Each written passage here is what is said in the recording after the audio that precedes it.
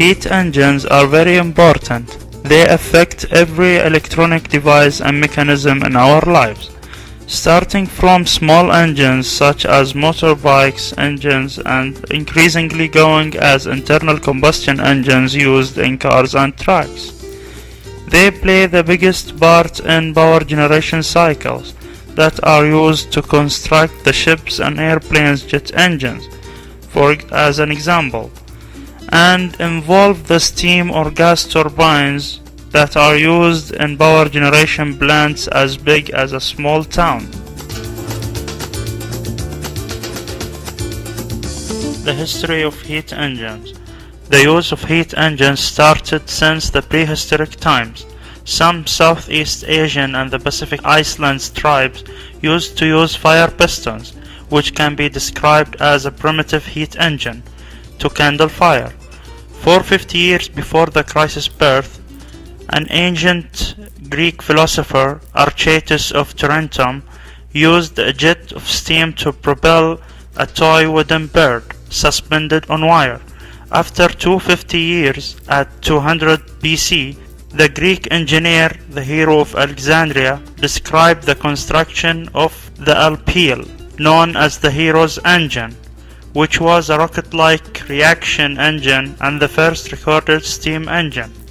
In 1551 AD, Taqiyuddin demonstrates a steam turbine used to rotate a spite, predating the more famous discovery of steam power by Giovanni Branca in 1629 AD. In the 17th century, specifically in 1662, Robert Boyle defined the relation between volume and pressure in a gas, which got referred to Boyle's law these days. In the year 1916 AD, Robert Stirling invented a heat engine operating by cyclic compression and expansion of air or other gas at different temperature levels, such that there is a net conversion of heat energy to mechanical work. How Stirling's engine works was not fully understood until Nicholas Carnot came and explained the thermodynamic cycle behind it.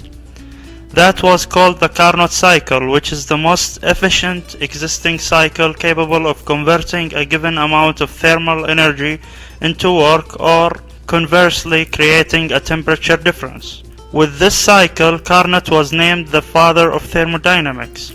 Then, at 1877, Nicholas Otto developed what is called the Otto cycle, which is the basic cycle of each and every internal combustion engine available these days. 15 years later, in 1892, Rudolf Diesel came and invented the diesel engine, which follows basically the Otto cycle. Later on, Nikola Tesla invented the Tesla turbine, which led to the revolution in power generation using steam or gas turbines in power plants as small as the plane's jet engine and as big as small city power generation plants.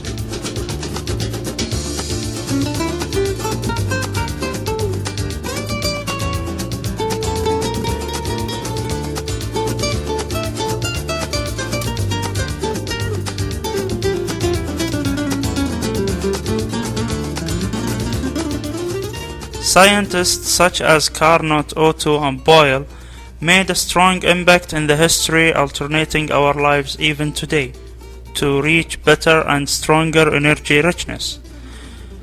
If it wasn't for them, we wouldn't be able to use a lot of our mechanisms or electronic devices that we have these days due to shortage in power resources.